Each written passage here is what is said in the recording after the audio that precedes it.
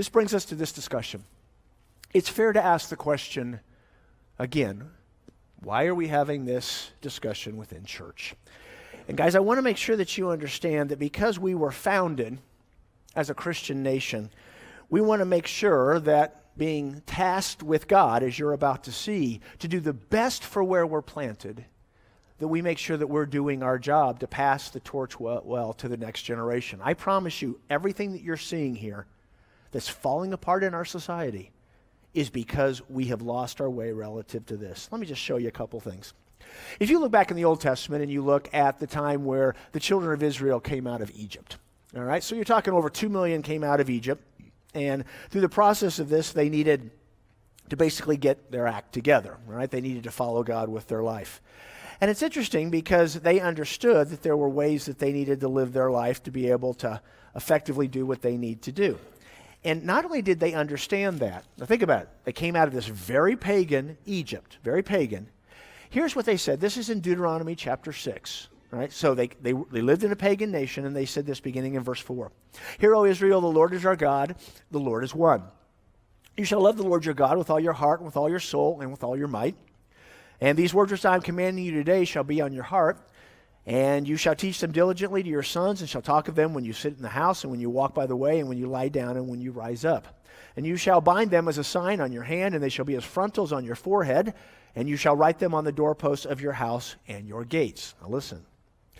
Then it shall come about when the Lord your God brings you into the land which he swore to your fathers, Abraham and Isaac and Jacob, to give you, this is us guys right here, because we've inherited this, great and splendid cities which you did not build, and houses full of all good things which you did not fill, and hewn cisterns which you did not dig, vineyards and olive trees which you did not plant, and you shall eat and be satisfied.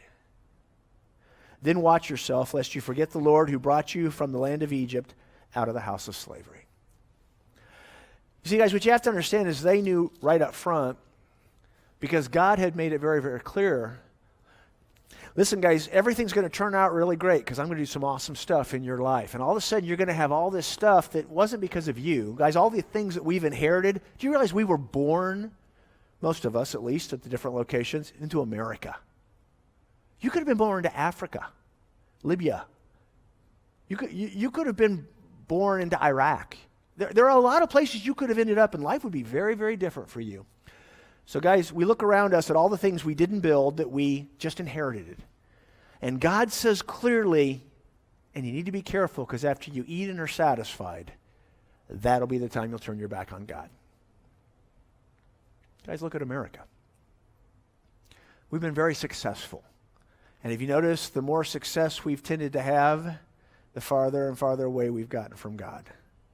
Now, the guy who said this directly from God was Moses. Who's the guy that took over from Moses? He fought the battle of Jericho. Joshua, yeah. So, Joshua, who heard this and understood this, in Joshua 24:24, when he was all done, he said, choose this day whom you will serve. But as for me and my house, we will serve the Lord.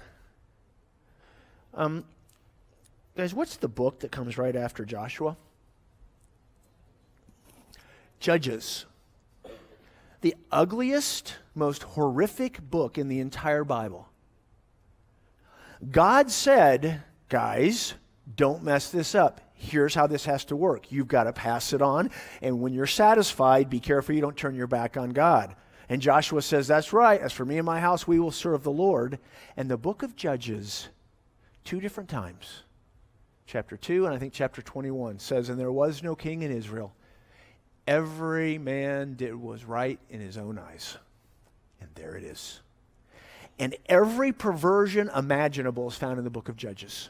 Horrible thing. It ends up with a prostitute getting cut up into pieces of her body and sent all over Israel.